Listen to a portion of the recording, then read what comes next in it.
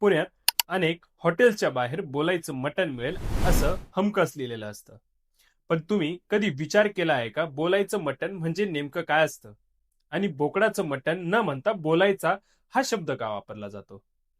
यामागचं कारण ऐकून तुम्हालाही आश्चर्य वाटेल. पुणे आणि परिसरातील अनेक कुटुंबांचं कुलदैवत बोलाई माता आहे. या कुटुंबांमध्ये पिढ्यानपिढ्या एक परंपरा पाळली जाते आणि असं म्हटलं जातं की बोलाई मातेच्या भक्तांनी बोकडाचं मटण खाऊ नये. म्हणून आजही अनेक कुटुंब बोकडाचं मटण टाळतात आणि देवीची परंपरा जपतात. या परंपरेशी आणखी एक श्रद्धा जोडलेली आहे. असं मानलं जातं की जर बोलाई मातेच्या भक्तांनी चुकून बोकडाचं मटण खाल्लं तर त्यांच्या अंगावर चट्टे येऊ शकतात. अशा वेळीस भाविक वाडे बोलाई येथील बोलाई मातेच्या मंदिरात जातात आणि मंदिरासमोर असलेल्या पवित्र मोती तलावाच्या पाण्याने हातपाय धुतात किंवा स्नान करतात आणि त्यानंतर देवीचा अंगारा लावला जातो.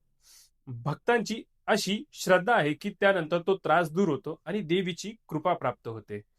म्हणून ही परंपरा आणि श्रद्धा आजही हजारो कुटुंबांमध्ये तितक्याच विश्वासाने जपली जात आहे.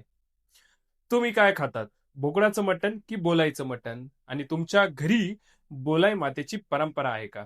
आम्हाला कमेंटमध्ये जरूर कळवा.